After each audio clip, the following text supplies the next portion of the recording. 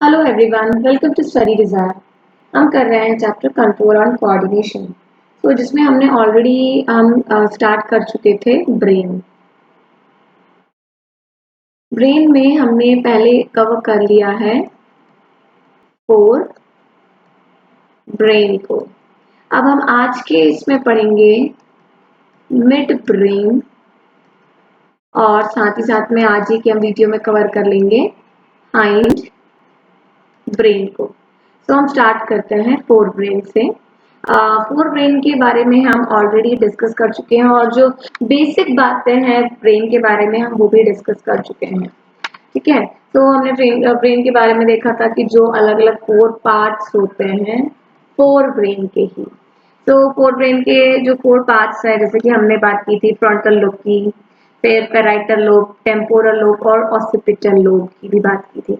और साथ ही साथ में हमने जो अलग अलग पार्ट्स हैं इनके फंक्शंस भी देखे थे। ये जो चार अलग अलग लोग हैं इनके हमने फंक्शंस भी डिस्कस किए थे।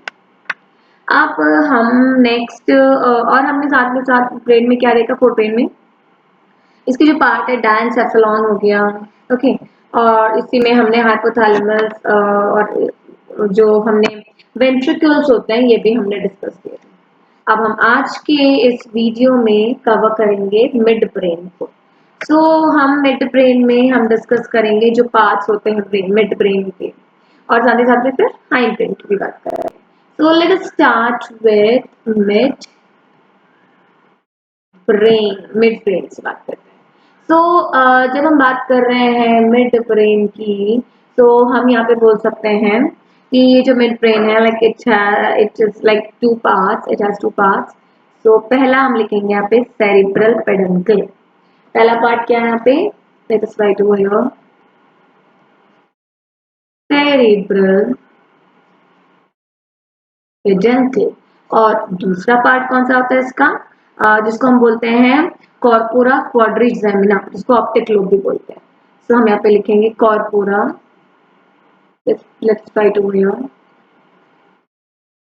Corpora quadrigemina. तो ये दो पार्ट्स होते हैं हमारे मिड ब्रेन के। पहले हम बात कर लेते हैं जो कॉर्पोरा क्वाड्रिजेमिना है। तो कॉर्पोरा क्वाड्रिजेमिना जिसको हम क्या बोलते हैं, और ऑप्टिक लोब भी कहते हैं। ऑप्टिक लोब है जैसे, तो ये क्या होता है, like it is two swelling term, okay, which is superior and inferior colliculi. तो इसमें दो पार्ट होते हैं, एक अपर पार्ट एक लोअर पार्ट, जो कि एक सुपीरियर पार्ट होता है और एक इंफीरियर पार्ट होता है। Okay, on each side of the dorsal surface. तो अगर देखा जाए तो हम यहाँ पे इसका स्ट्रक्चर देख सकते हैं, इस टाइप का कुछ तो भी होता है like this. Okay, so this is four lobe and this is the corpora quadrigemina. Okay, so जैसे कि हम बात करें टू अपर पार्ट की, जो कि होता है सुपीरियर कॉलिक्यूली, और हम बात करेंगे फिर टू लोअर पार्ट की जो होता है इंफीरियर कॉलिक्यूली। तो बेसिकली जो ऑप्टिक लोब है ये ब्रेन स्ट्रक्चर जिसमें कि इन्वॉल्व होता है विजन। तो ऑप्टिक लोब से ही हमें समझ जाना चाहिए कि ये किसके लिए रिस्पॉन्सिबल होता है, विजन के लिए। ओके, तो अगर जब हम कुछ देखते हैं परसीव करते हैं बाहर की स्टिमुलस, तो ये क्या कौन सा स्टिमुलस लेता है, विजन का। So it is a region of brain that receives input from the retina of the eye. Okay, and also it also cause reflex movement of the head and neck. तो इसका दूसरा function हम और क्या लिख सकते हैं यहाँ पे, ये कॉज करता है, कॉज रिफ्लेक्स एक्शन ऑफ जो हेड और नेक का जो हम मूव करते हैं। ठीक है, बेसिकली हम कह सकते हैं sudden movement, okay, head and neck का। So that is because of this corpora quadrigemina. अब हम नेक्स्ट आ जाते हैं, और यहाँ पर हम जो दूसरा पार्ट है इसका, दैट इज सेरिब्रल पेडंकल। इसका पार्ट हम पढ़ रहे हैं मिड ब्रेन का,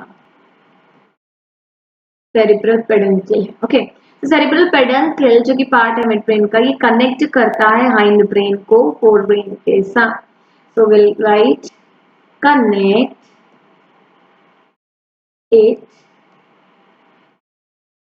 connect the hind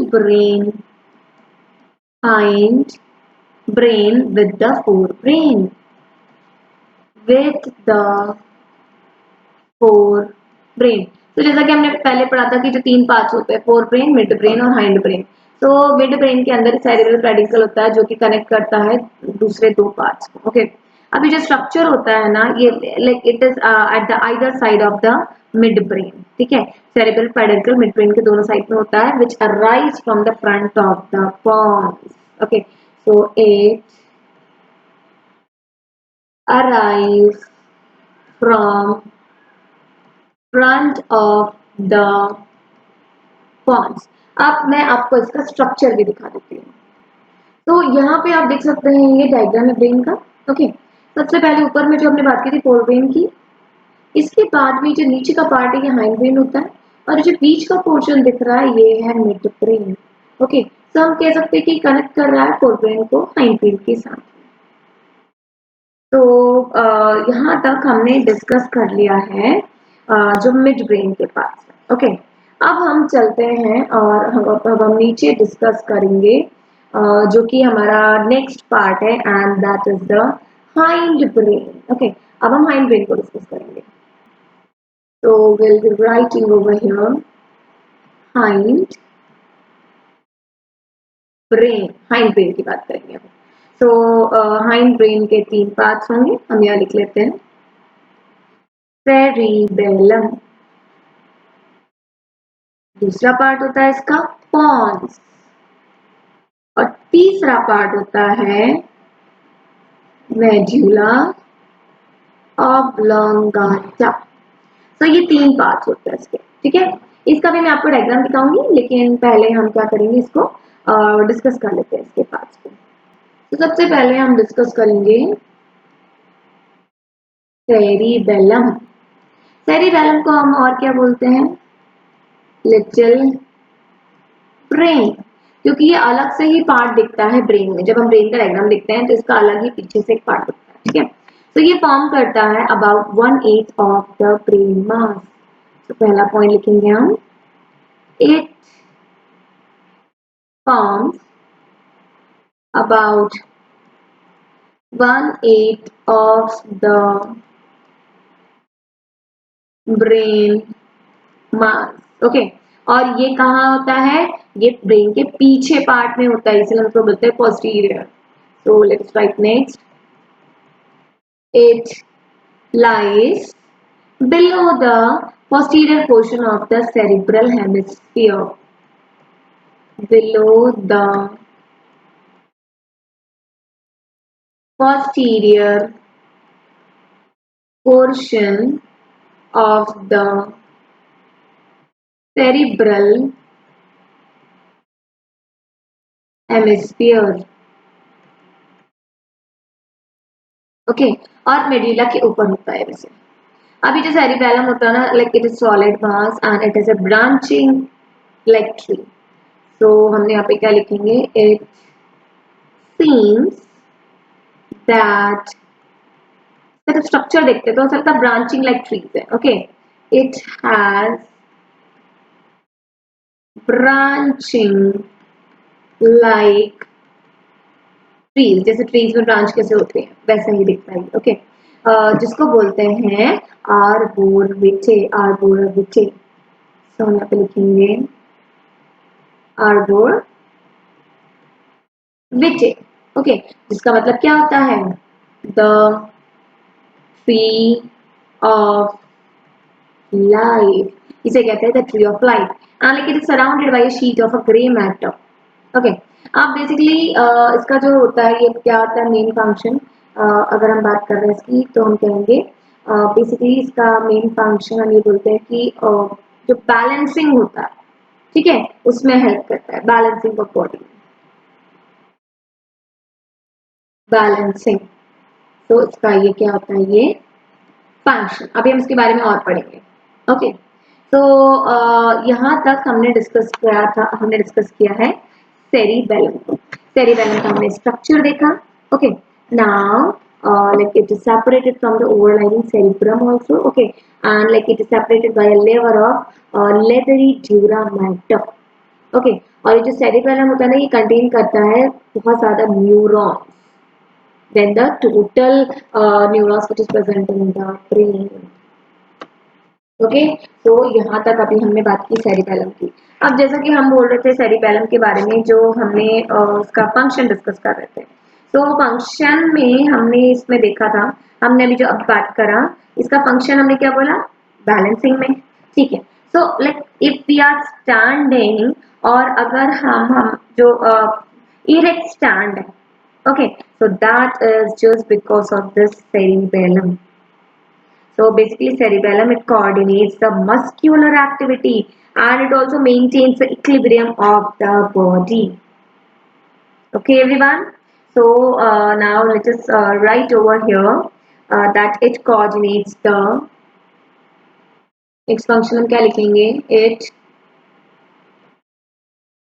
coordinates, ये coordinate करता है muscular activity, muscular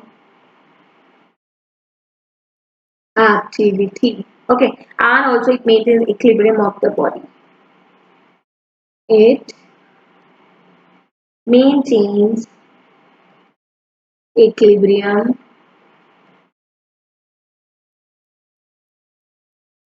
of the body का इक्विलिब्रियम मेंटेन करता है। इसीलिए हम क्या बोलते हैं कि ये जो सेरिबेलम है, ये जो एक लिटिल ब्रेन भी कहते हैं हम इसको, ओके। सो ये बॉडी का बैलेंस के लिए रिस्पॉन्सिबल होता है, okay. Now let's come to the next part and that part is medulla oblongata. So let us write over here medulla oblongata. Okay, so this is a part of the hind brain. So like it is the lowermost part of the brain. ठीक है, brain का lowermost part होता है, और ये कहाँ पे होता है, जो हम कह सकते हैं जो ब्रेन स्टेम। ओके, तो ये कैसा होता है, it is a conical in form and enclose a cavity. Okay, that is the fourth ventricle. तो ये जो ventricle होता है fourth ventricle को enclose करता है। ओके, तो ये कैसा होता है, it is like it is in the lowermost part. It is the lower part, let me write over here, lowermost part, lowermost part of the brain. Okay, अभी जो मेडुला ऑब्लोंगाटा है, it has like most of the sensory and motor fibers. Okay, और क्योंकि lower part है, so medulla like pass into the spinal cord. Okay, so हम यहाँ पे लिखेंगे the lower end of medulla of medulla pass into the spinal cord, pass into the spinal cord. Okay, अभी जो medulla है, like it is considered to start at the level of the foramen magnum of the cranium. तो जो cranium में foramen magnum है, वहां से ये start होता है। अब अगर हम इसकी बात करें functions की, function, तो इसका function हम क्या बोल सकते हैं, इसका फंक्शन हम यहाँ पे लिखेंगे, ओके। तो बेसिकली ये कंट्रोल करता है जो भी इनवॉलेंट्री फंक्शंस होते हैं, ठीक है। तो आपको सिर्फ इतना याद रखना है कि जो ब्रेन के तीन पार्ट्स हैं, four brain, mid brain, hind brain. तो जो फोर ब्रेन होता है वो वॉलेंट्री फंक्शन कंट्रोल करता है, बाकी का जो मिड ब्रेन और हाइंड ब्रेन है ये कंट्रोल करते हैं इनवॉलेंट्री फंक्शंस को,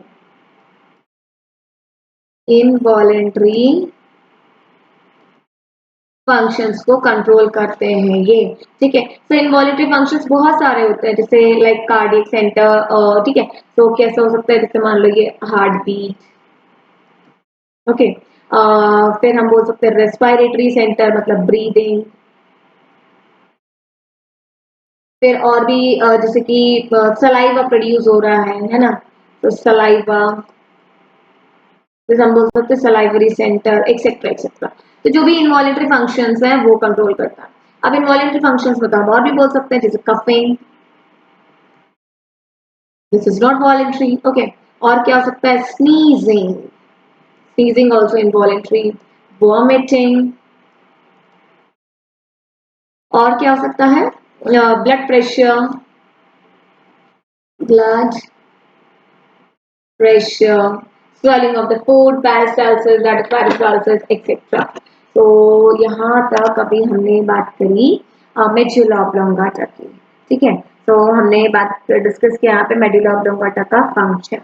अब हम आ जाते हैं जो कि लास्ट पार्ट है ब्रेन का, जो कि बेसिकली हम बात करेंगे हाइंड ब्रेन का। तो बात करेंगे हम यहाँ पे पॉन्स की, ठीक है। तो बेसिकली जो पॉन्स होता है ना, ये कैसा होता है? Thick band of transverse nerve होता है, okay. So it is thick band of transverse nerve fibers जो होते हैं, ठीक है। And also it acts as a coordination center between different parts of the brain. So basically ये coordination center की तरह act करता है, okay. So it acts as a coordination center, ताकि क्या करता है? मैसेजेस कोऑर्डिनेट के दो दो अलग अलग पार्ट्स के बीच में कोऑर्डिनेशन मेंटेन करता है, ओके। तो सेंटर बिटवीन, इसके बीच में जो अलग अलग पार्ट्स है ब्रेन के, okay, different parts of the brain, between different parts of, या पार्ट्स ऑफ ब्रेन, ओके। अब नेक्स्ट हम बात करेंगे लाइक कौन it coordinates between the muscles of the two sides of the body also. तो like ये क्या हो जाएगा? एक इम्पॉर्टेंट इसका फंक्शन हो जाएगा जो कि आपको याद रखना है, ओके। तो यहाँ तक हमने डिस्कस कर लिया है fore brain, mid brain, hind brain. Now let us start and let's talk about the spinal cord. Spinal cord, अब हम जानते हैं, हम सब जानते हैं स्पाइनल कॉर्ड क्या होता है, ओके। तो बेसिकली हम यहाँ बात करेंगे स्पाइनल कॉर्ड की पोजीशन और शेप की। तो जो स्पाइनल कॉर्ड होता है ना, जो हमारी वर्टिब्रल कॉलम होती है, बोन्स होती है, उनके बीच में जाता है और ये हेल्प करता है ताकि जो पूरा मैसेजेस है, ठीक है, वो पूरी बॉडी में एक जगह से दूसरी जगह सर्कुलेट हो सके। तो स्पाइनल कॉर्ड में क्या होते हैं? नर्व फाइबर्स होते हैं जो कि हेल्प करते हैं मैसेजेस को ट्रांसमिट करने में। तो हम यहाँ पे लिख सकते हैं the spinal cord is a long, narrow and cylindrical structure. Cord is a long, narrow and cylindrical structure होता है ये, cylindrical structure, okay, जो कि enclosed होता है in the vertebral column। तो मैं लिखेंगे enclosed, enclosed with in the vertebral column,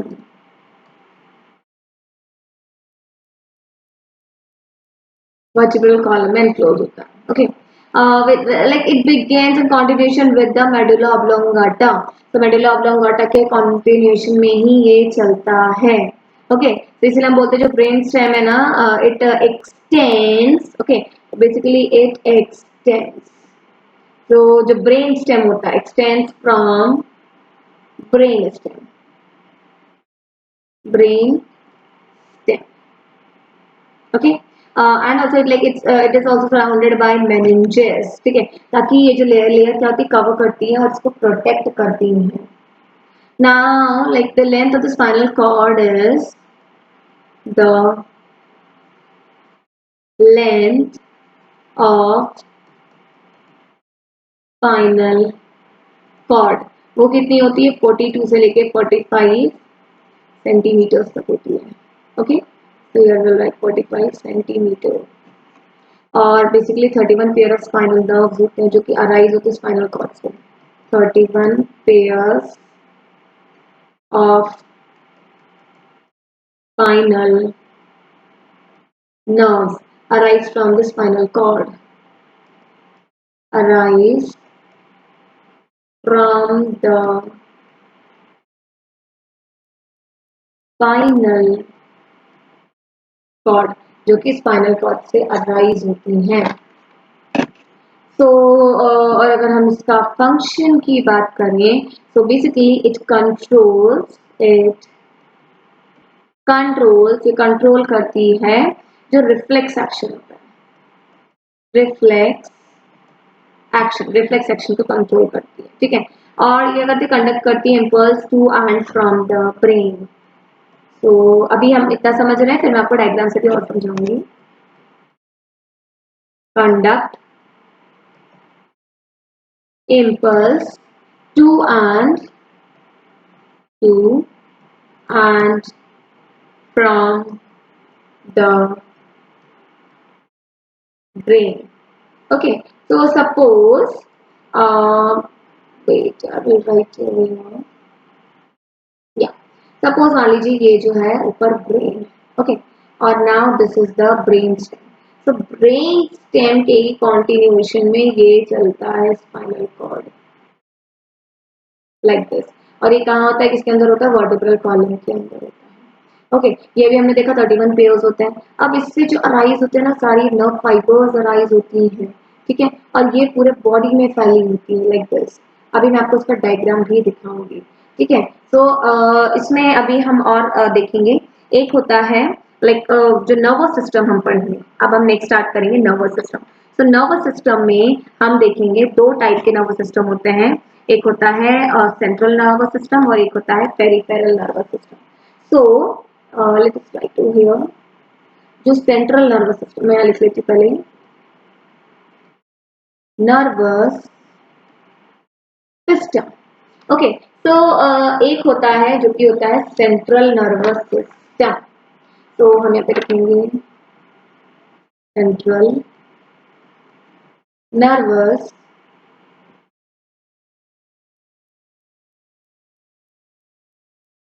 system. और दूसरा क्या होता है, peripheral nervous system. Okay, so will write over here peripheral, let me write it again, yeah, peripheral nervous system. तो जो हमने नर्वस सिस्टम स्टार्ट किया था, तो उसमें पहले हमने देखा सेंट्रल नर्वस सिस्टम, जिसमें क्या आता है, जिसमें हम बात करते हैं ब्रेन की, जो कि हम ऑलरेडी डिस्कस कर चुके हैं।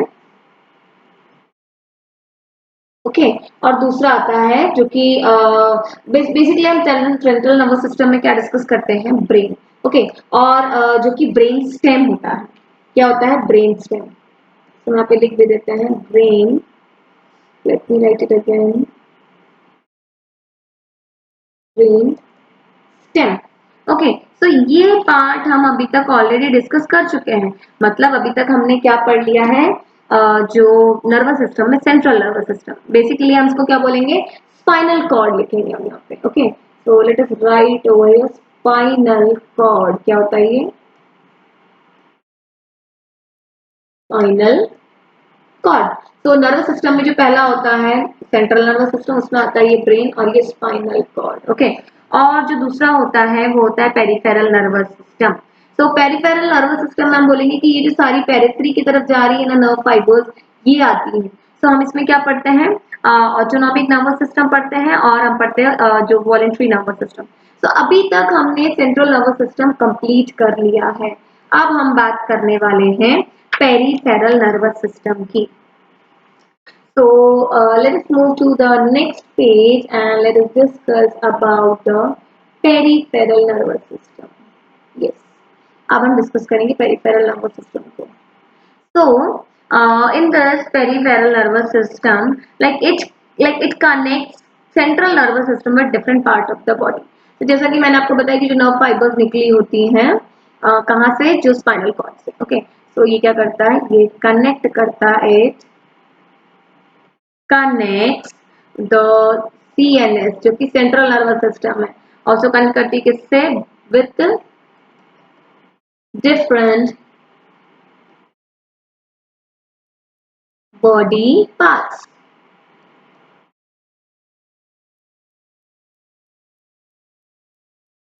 Okay, let's write here body parts, दूसरे बॉडी पार्ट के साथ कनेक्ट करके. Okay, like it is two component. इसके दो कंपोनेंट होते हैं. कौन कौन सा हम लिख लेंगे यहाँ पे. पहला होता है voluntary. Let's write over here voluntary. और दूसरा क्या होता है. इनवॉलेंट्री. इनवॉलेंट्री होता है दूसरा. तो जो वॉलेंट्री होता है ना nervous system, like it is under the control of will. Okay, तो जैसा कि हम जानते हैं it is under the control of will. So like it consists of the nerves that arise from like directly from the CNS, which connect different body parts for voluntary. Okay, so like which is control of the brain, which is under the control of the brain. और दूसरा जो होता है वो क्या होता है. Involuntary peripheral, like involuntary. Okay, तो ये जो होता है ना पेरीफेरल, वो हम किसमें बोलेंगे. हम इनवॉलेंट्री में बात करेंगे. तो जो ऑटोनॉमिक नर्वस सिस्टम होता है on the other hand, like it is under the control of the human will, but like it develops from the branches, जैसा कि मैंने अभी आपको पिछले ऊपर में डायग्राम में दिखाया था. तो इनवॉलेंट्री मतलब क्या है. Not under our will. और ये क्या है. विल में होता है. तो हम पहले से पढ़ चुके हैं रिफ्लेक्स एक्शन. ठीक है, so like this is also controlled by this peripheral nervous system. ठीक है, तो हम क्यों बोलेंगे इसको. क्योंकि स्पाइनल कॉर्ड होता है, स्पाइनल कॉर्ड और से जो नर्व फाइबर्स अराइज हुई हैं, तो वो भी क्या होती है. एक रिफ्लेक्स एक्शन शो करती है. ओके, नाउ अगर हम बात करेंगे अब जो पेरिफेरल नर्वस सिस्टम होता है, like it consist of all the three parts of the nerves. तो कौन कौन से होते हैं इसमें. Late us write over three parts of nerves. तो पहला होता है यहाँ पे cranial nerves. Let us write again.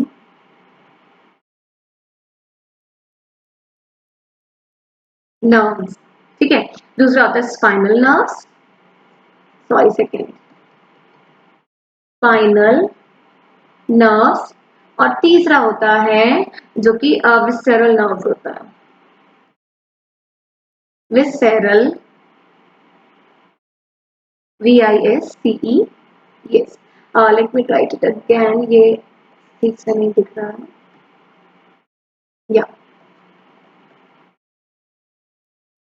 Visceral nerves होते हैं ये. ओके, तो सबसे पहले अगर हम बात करेंगे क्रैनियल नर्व्स की. Okay, like these arise from the brain and spread to various parts of the head. ठीक है, सो ये कहाँ से अराइज होता है. ये ब्रेन से अराइज होता है ये. And like they are 12 in pairs. और इसमें पेयर कितने होते हैं. 12 पेयर्स होते हैं. ओके, अब अगर हम बात करेंगे स्पाइनल नर्व की, तो like here 31 pair of spinal nerves होते हैं, जो कि अभी हमने पिछला देखा था. 31 पेयर्स ऑफ नर्व्स होते हैं जो कि अराइज होते हैं कहाँ से. स्पाइनल कॉर्ड से. Okay, along most of its length. और ये क्या होता है पूरे बॉडी में फैले होते हैं. और लास्ट में आता है visceral nerve. okay, like it is apart from the regulating normal functions of the body. okay, and also main activities of the internal organ, जैसे कि जो कुछ activities हैं जैसे कि heart हो गया, heart related, kidney related, तो ये सब कंट्रोल करती है visceral nerves. अब हम नेक्स्ट डिस्कस कर लेते हैं यहाँ पे autonomic nervous system. okay, so let us write over here autonomic nervous system. Okay, तो ऑटोनॉमिक नर्वस सिस्टम के बारे में हम क्या बोल सकते हैं. Like it is a system which operates automatically और इनवॉलेंट्री. कैसे काम करते हैं. इनवॉलेंट्री एक्शंस को कंट्रोल करते हैं. Okay, voluntary. तो ये इंक्लूड करता है all those response against stimuli जो कि under control of the animal, जो कि हम कह सकते हैं सिंपली इनवॉलेंट्री एक्टिविटीज है. ठीक है, तो बेसिकली जो ऑटोनॉमिक नर्वस सिस्टम में हम दो पार्ट पढ़ते हैं, सिंपैथेटिक और पैरासिम्पैथेटिक. तो ये आपने सुना होगा कि ये दोनों एंटागोनिस्टिक होते हैं, मतलब अपोजिट वर्क करते हैं. तो ये भी हम देख लेंगे अभी. सिंपैथेटिक नर्वस सिस्टम होता है और दूसरा होता है पैरा सिंपैथेटिक नर्वस सिस्टम। ये भी हम लिख लेंगे नर्वस सिस्टम। ओके, तो सिंपैथेटिक नर्वस सिस्टम और पैरासिम्पैथेटिक नर्वस सिस्टम में अगर हम फंक्शन की बात कर रहे हैं तो इन दोनों का फंक्शन कैसा होता है? एंटागोनिस्टिक।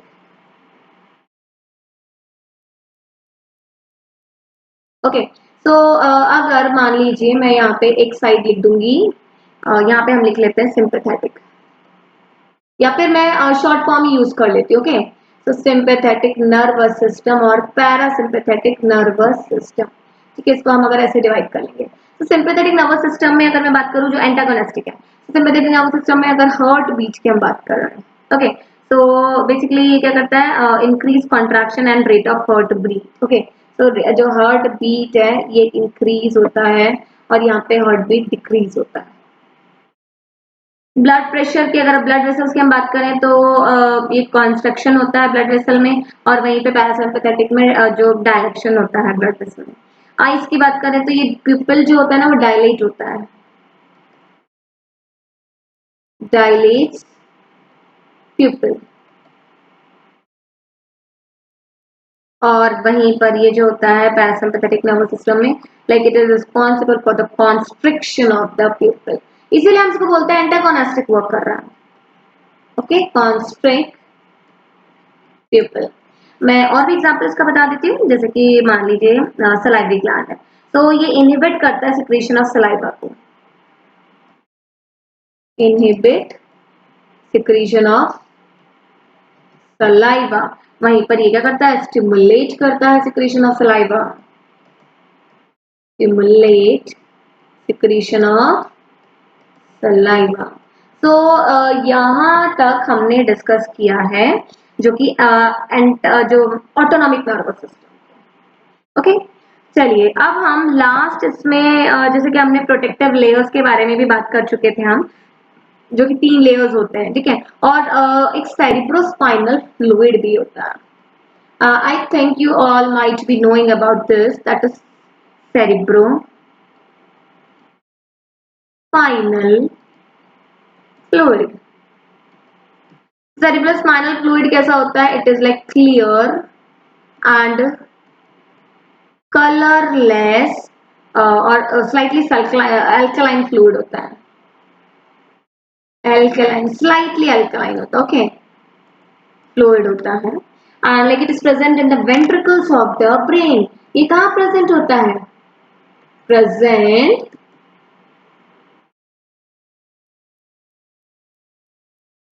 इन वेंट्रिकल्स। सो बेसिकली अगर कोई क्वेश्चन पूछे कि ब्रेन में कितने वेंट्रिकल्स होते हैं, तो हमें बताना है ब्रेन में हमेशा कितने वेंट्रिकल होते हैं? 4। तो सेरिब्रोस्पाइनल फ्लूइड जो है वेंट्रिकल से प्रेजेंट होता है। ओके, बेसिकली और ये क्या करता है? प्रोटेक्ट करता है from shock and keep it moist also, brain को शॉक से बचाता है।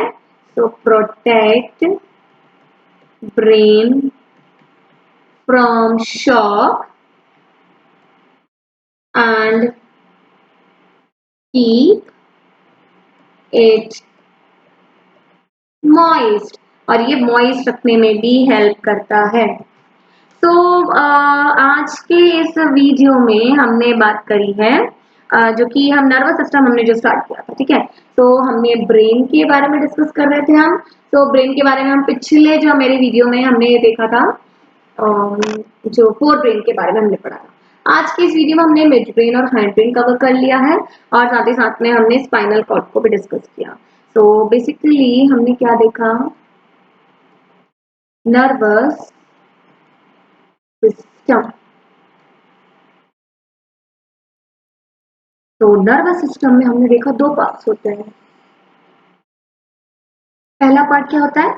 Central nervous system. मैं अभी शॉर्ट फॉर्म में ही लिख रही हूँ क्योंकि हम इसके बारे में ऑलरेडी बात कर चुके हैं, तो आपको क्लियर होगा ये सेंट्रल नर्वस सिस्टम। और दूसरा हम देखें पेरिफेरल नर्वस सिस्टम, जिसको भी हम डिस्कस कर चुके हैं। अब ब्रेन में जो सेंट्रल नर्वस सिस्टम होता है उसके 2 पार्ट्स होते हैं, फिर से हम यहाँ पे ड्रॉ करेंगे इस टाइप से, ब्रेन। ओके, और दूसरा क्या होता है? Spinal cord. एग्जैक्टली। ब्रेन में फिर हमने और आगे क्या देखा? 3 पार्ट्स होते हैं। कौन कौन से होते हैं?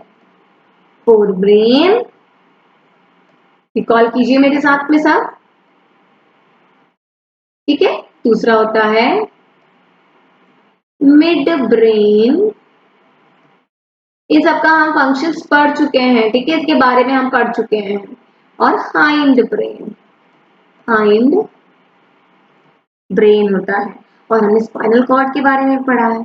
अभी जो पेरिफेरल नर्वस सिस्टम होता है ना, इसमें हमने क्या देखा था, दो देखे थे, जो कि ऑटोनॉर्मस नर्वस सिस्टम होता है, ऑटोनॉमस नर्वस सिस्टम ANS, और दूसरा क्या होता है, जो कि ऑटोनॉमस नर्वस सिस्टम को हमने कहा था इनवॉलंटरी। अगर आप इसका भूल गए हैं तो एक बार वीडियो में बैक जा करके आप देख सकते हैं। हमने बात की थी ऑटोनॉमस नर्वस सिस्टम जो होता है इनवॉलंटरी नर्वस सिस्टम होता है, और जो दूसरा होता है that is voluntary nervous system. अब ऑटोनॉमस नर्वस सिस्टम में फिर से हमने बात की थी जो है, जो एंटागोनिस्टिक वर्क करते हैं, ठीक है, याद कीजिए क्या बोला था मैंने, yes it is sympathetic nervous system, और दूसरा क्या था, parasympathetic nervous system, nervous system. So हमने अभी तक इतना देखा। अब मैं आपको एक डायग्राम दिखाऊंगी जिसमें कि हम डायग्राम, ब्रेन का डायग्राम देखेंगे तो साथ में इसके फंक्शंस भी देखेंगे। तो ये so here you can see different parts, like सबसे पहला ये जो ऊपर का पार्ट है ये क्या, सेरिब्रम है। तो सेरिब्रम में पहला फ्रंटल लोब है जिसका हमने बात किया था, जो फंक्शन होता है प्रॉब्लम सॉल्विंग, ओके, फिर emotional traits, reasoning, speaking, voluntary motion, motor होता है, एक्टिविटीज होता है। वहीं पे पैराइटल लोब का फंक्शन क्या होता है, knowing right from left, okay, sensation होता है, रीडिंग, बॉडी ओरिएंटेशन। उसके बाद में नीचे आता है टेम्पोरल लोब। टेम्पोरल लोब का फंक्शन क्या देखा था हमने, अंडरस्टैंडिंग, लैंग्वेज, बिहेवियर, मेमोरी और हियरिंग। वहीं पर ऑक्सीपिटल लोब का विजन और कलर परसेप्शन। अब हम आते हैं फिर हाइंड ब्रेन पे, हाइंड ब्रेन का सॉरी मिड ब्रेन। तो बेसिकली हमने मिड ब्रेन की बात की थी कि कनेक्ट करता है हाइंड ब्रेन को फोर ब्रेन के साथ में, ओके। और साथ में हमने कॉर्डरा, जो कॉर्पोरा क्वाड्रिजेमिना पढ़ा था, और ऑप्टिक जो लोब बेसिकली विजन के लिए रिस्पॉन्सिबल होता है। फिर हम बात कर रहे हैं हाइंड ब्रेन की। सो हाइंड ब्रेन में हमने सेरिबेलम का देखा था, like responsible for balancing, coordination और कंट्रोल करता है वॉलंटरी मूवमेंट को, और फाइन मसल्स कंट्रोल भी करता है। ये सब हम ऑलरेडी डिस्कस कर चुके हैं, ओके। और फाइनली जो कि लास्ट है ब्रेन स्टेम, ठीक है, जो कि हाइंड ब्रेन का पार्ट है। तो ये कंट्रोल करता है breathing, body temperature, digestion, alertness, sleep and swallowing. तो ये सब हम अभी डिस्कस कर चुके हैं हमारे आज के पर्टिकुलर आज के इस वीडियो में। अब जो मैं नेक्स्ट वीडियो आपके लिए लेकर के आऊंगी, तो हम नेक्स्ट वीडियो में स्टार्ट कर देंगे हमारा नेक्स्ट टॉपिक जो कि है endocrine gland, endocrine gland, sorry हम यहाँ पे बोलेंगे एंडोक्राइन सिस्टम, क्योंकि पहले हम एंडोक्राइन सिस्टम करेंगे तभी हम जाकर के उसके अंदर बात करेंगे एंडोक्राइन ग्लैंड्स की। तो पर्टिकुलर एंडोक्राइन सिस्टम के अंदर क्या आता है, एंडोक्राइन ग्लैंड्स आते हैं। तो हम अगले हमारे वीडियो में एंडोक्राइन ग्लैंड्स डिस्कस करेंगे, ठीक है। और साथ ही साथ में एंडोक्राइन ग्लैंड्स जो होते हैं ना, ये पर्टिकुलर कुछ केमिकल सिक्रेट करते हैं जिसको बोलते हैं हम हार्मोन्स। तो हम हार्मोन्स के बारे में भी डिस्कस करेंगे। तो हम क्या करेंगे, हम पर्टिकुलर जो एंडोक्राइन सिस्टम है उसमें कौन कौन से ग्लैंड्स इन्वॉल्व होते हैं, ठीक है, तो हम इसका टाइप्स भी पढ़ेंगे, ओके। फिर मेजर जो टाइप है वो होता है इसका एंडोक्राइन ग्लैंड। तो हम एंडोक्राइन ग्लैंड के बारे में डिस्कस करेंगे, और फिर हम देखेंगे कितने जो अलग अलग ग्लैंड होते हैं बॉडी में, okay. So will study different different glands, जो अलग अलग ग्लैंड्स हैं बॉडी में वो हम डिस्कस करेंगे कौन कौन से ग्लैंड्स होते हैं, ठीक है। और साथ ही साथ में फिर हम डिस्कस करेंगे कि जो पर्टिकुलर जो ग्लैंड्स हैं ये कौन कौन से हार्मोन सिक्रीट करते हैं, ठीक है, और उनका फंक्शन क्या होता है। तो यहाँ पे लिख देते हैं फंक्शन। मान लीजिए कोई पर्टिकुलर ग्लैंड है, कोई पर्टिकुलर हार्मोन सिक्रीट कर रहा है, तो भाई वो सिक्रीट कर रहा है तो उसका पर्टिकुलर फंक्शन क्या होता है। और जो हम अलग अलग ग्लैंड्स के बारे में बात करेंगे ना, तो हम ये भी इसके बारे में डिस्कस करेंगे कि इनकी लोकेशन क्या होती है। तो ये जो हमारा वीडियो था, ये चैप्टर कंट्रोल एंड कोऑर्डिनेशन से मैंने बनाया है। अगर आपने वीडियो देखा, आपको लाइक पसंद आया तो प्लीज लाइक और सब्सक्राइब कीजिए हमारे चैनल को। और साथ ही साथ में अगर आपको कोई डाउट है तो फिर आप इसको पूछ सकते हैं मुझसे। तो अभी के लिए इतना ही, अब मैं अगला वीडियो लेकर के आऊँगी। Till then bye bye everyone.